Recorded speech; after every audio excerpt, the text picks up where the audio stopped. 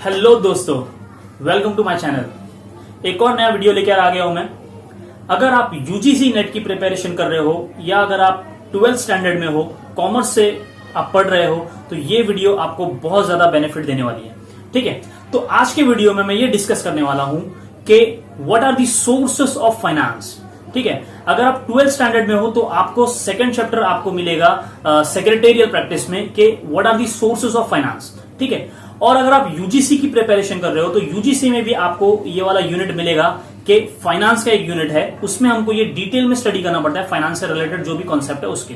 तो ये जो मैं वीडियो बना रहा हूं ये दोनों के लिए है, यूजीसी नेट कैंडिडेट्स के लिए भी है और 12th स्टैंडर्ड वाले बच्चों के लिए भी है। ठीक है, तो चलिए शुरू करते हैं आज का लेक्चर।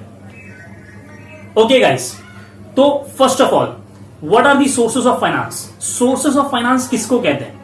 ठीक है, और देखो बेसिकली मैं ये जो वीडियो बना रहा हूं मैं उन लोगों के लिए बना रहा हूं जिनको थोड़ी सी भी नॉलेज नहीं है। ठीक है, जिसको नॉलेज है उसको तो ठीक है, उसको तो समझ में आ जाएगा, लेकिन जिसको नॉलेज नहीं है थोड़ी सी भी उसको भी समझ में आना चाहिए। मेरा मेन ऑब्जेक्टिव ये है। तो मैं हर एक बेसिक कॉन्सेप्ट को डिस्कस करूंगा, हर एक छोटी छोटी पॉइंट को बताऊंगा। ठीक है, तो सबसे पहले शुरू करता हूं मैं कि what are the sources of finance. इसका मतलब क्या होता है? सोर्स ऑफ फाइनेंस किसको कहते हैं? सोर्स ऑफ फाइनेंस यानी कि अब नाम से ही पता चल रहा है कि फाइनेंस हम सबको पता है, फाइनेंस यानी क्या होता है? मनी, पैसा। और सोर्स यानी कि कितने तरीके से, कितने जगह से, कितने प्लेसेस से, ठीक है, कौन कौन से जरिए से मुझे पैसा मिल सकता है। सोर्सेस ऑफ फाइनेंस यानी कि अगर मेरी कंपनी है तो उस कंपनी को चलाने के लिए मेरे पास क्या क्या सोर्सेस हैं मुझे पैसा कलेक्ट करने के लिए, ताकि मैं पैसा कलेक्ट करूं और वो अपनी कंपनी में मैं पैसा यूज करूं। ठीक है, तो इसको कहते हैं सोर्सेस ऑफ फाइनेंस। ठीक है, अगर कंपनी है, समझो सपोज मेरी अगर कंपनी है तो कंपनी में सोर्सेस ऑफ फाइनेंस के लिए दो कैटेगरीज है। एक होता है इंटरनल सोर्सेस और एक होता है एक्सटर्नल सोर्सेस। अभी सर इंटरनल सोर्सेस और एक्सटर्नल सोर्सेस ये क्या होता है? देखो सिंपल सा है। इंटरनल सोर्सेस यानी कि अंदर का, इंटरनली कंपनी के अंदर का, यानी कि मुझे बाहर जाने की जरूरत नहीं है, मुझे कंपनी के अंदर से ही पैसा मिल जाएगा, इंटरनल सोर्सेस। और एक्सटर्नल सोर्सेस यानी एक्सटर्नल यानी कि आउटसाइड ऑफ द कंपनी, बाहर का। ठीक है, तो यूजीसी नेट में लोग ऐसा क्वेश्चन पूछ सकते हैं कि what are the internal sources of finance. तो आपको पॉइंट दे दिया रहेगा और आपको पूछेगा कि इसमें से इंटरनल सोर्सेस बताओ कौन सा होता है, या तो पूछेगा एक्सटर्नल सोर्सेस कौन सा होता है।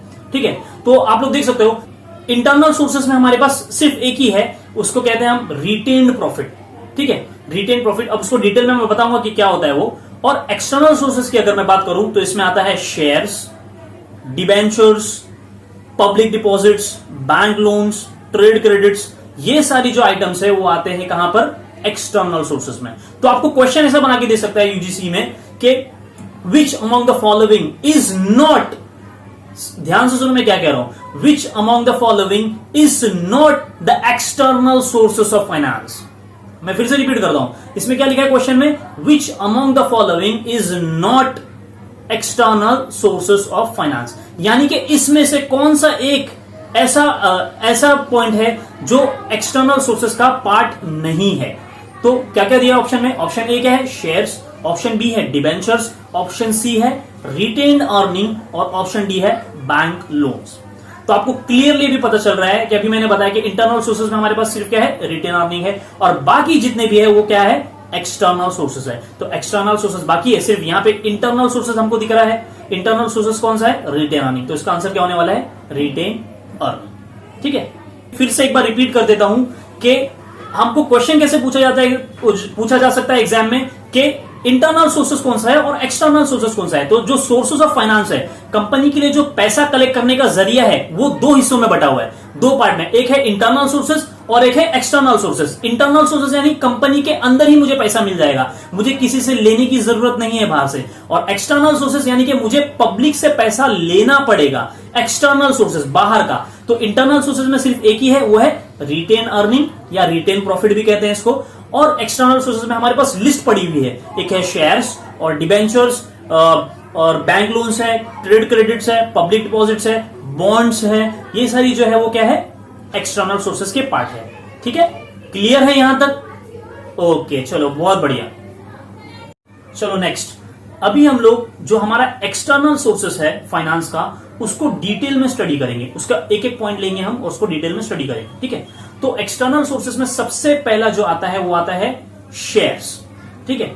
तो अब शेयर्स को हम लोग डिटेल में स्टडी करेंगे कि शेयर्स क्या होता है, इसके क्या टाइप्स होते हैं, इसके क्या फीचर्स होते हैं। तो अगर आप 12th स्टैंडर्ड में है तो आपको ये क्वेश्चन आ सकता है, what are the features of shares. अगर आप यूजीसी के लिए प्रिपेयर कर रहे हो, नेट के लिए प्रिपेयर कर रहे हो, तो आपको वहां पे भी एमसीक्यूज में पूछ सकता है कि शेयर्स का फीचर्स क्या होता है या शेयर्स के टाइप्स कौन से हैं, ठीक है। तो सबसे पहला हम देखते हैं कि व्हाट इज द शेयर। सबसे पहले मैं इसको डेफिनेशन डिस्कस करने से पहले इसको थोड़ा सा सिंपल वे में समझा देता हूं कि शेयर होता क्या है। बेसिकली बहुत लोगों को ये नहीं पता है। देखो बेसिकली कैसा है कि एक कंपनी है, ठीक है, सपोज ये कंपनी है, इस कंपनी को चाहिए पैसा, लेकिन इस कंपनी के पास उतना पैसा नहीं है अपने बिजनेस को चलाने के लिए। कंपनी को चाहिए 10 करोड़ रुपया, लेकिन कंपनी के पास है सिर्फ 1 करोड़ रुपया।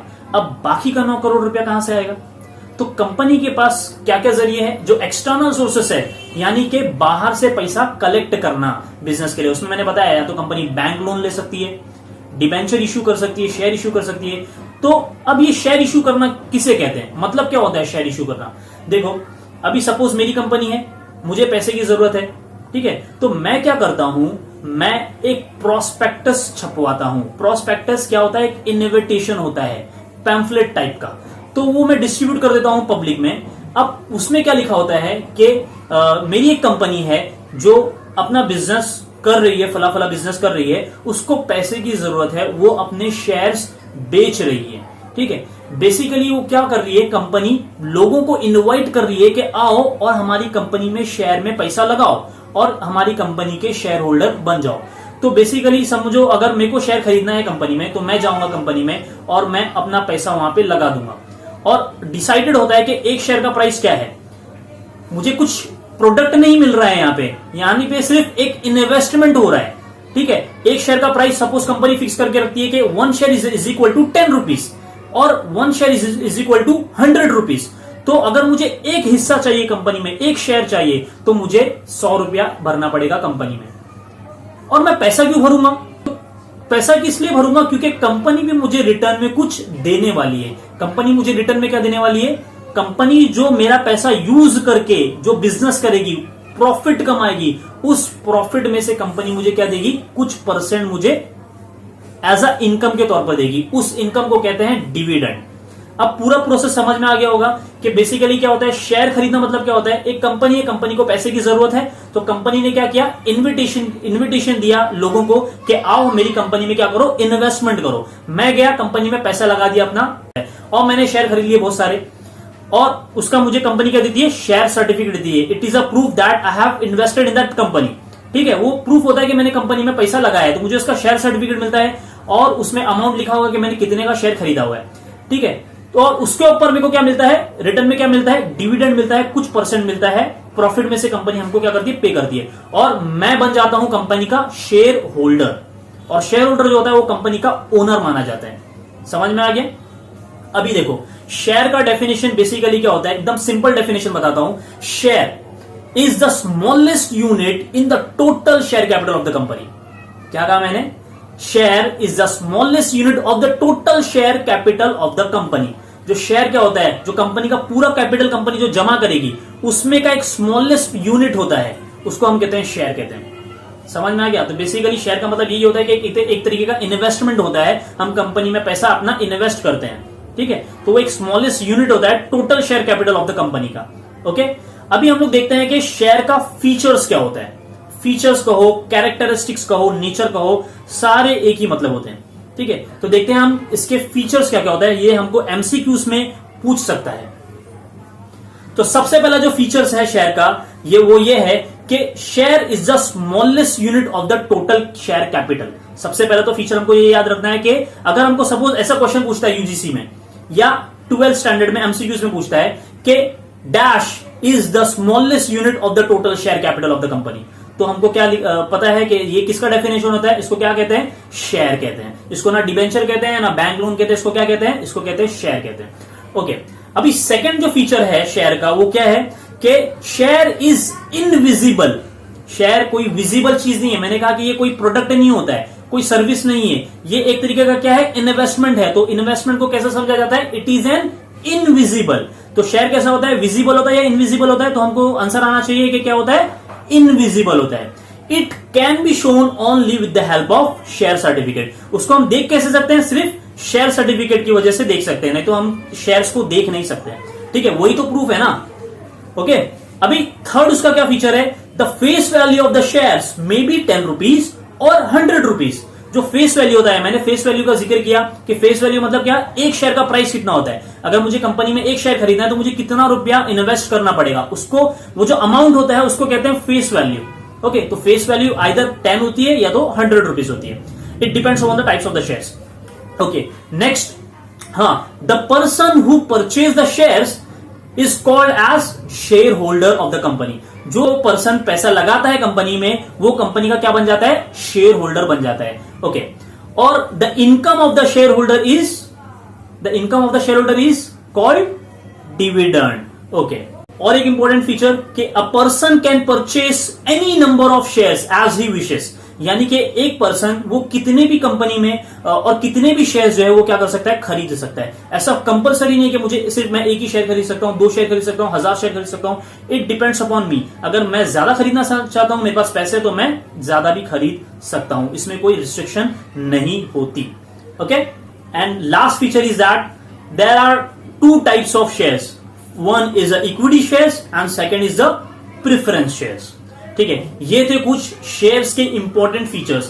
इन सारे फीचर्स को आपको क्या करना है, याद रखना है, और सिर्फ उसको रट्टा नहीं मारना है, उसको समझ के याद रखना है। ठीक है, तो आपको क्वेश्चन पूछ सकता है, इसमें से 3-4 पॉइंट दे देगा आपको क्वेश्चन में, और उसमें से पूछेगा कि इसमें से कौन सा शेयर फीचर है शेयर का, और उसमें से एक फीचर जो है वो शेयर का हो सकता है, नहीं होगा। तो उसमें से पूछेगा कि identify which among the following is not the features of shares. यानी कि हमको पहचानना है कि इसमें से, ये 4 पॉइंट में से कौन सा एक फीचर्स शेयर का नहीं है। ऐसा यूजीसी वाला क्वेश्चन पूछता है। ठीक है, तो आज का लेक्चर आज यही खत्म करते हैं। नेक्स्ट लेक्चर में हम लोग डिस्कस करेंगे कि जो सेकंड पॉइंट है एक्सटर्नल सोर्सेस का, कि उसका मतलब क्या होता है। सेकंड पॉइंट है हमारा डिबेंचर, ये भी एक सोर्स है फाइनेंस का, तो उसको हम लोग डिटेल में डिस्कस करेंगे, उसका फीचर्स देखेंगे, उसका मीनिंग देखेंगे। ठीक है, तो जब तक के लिए टेक केयर।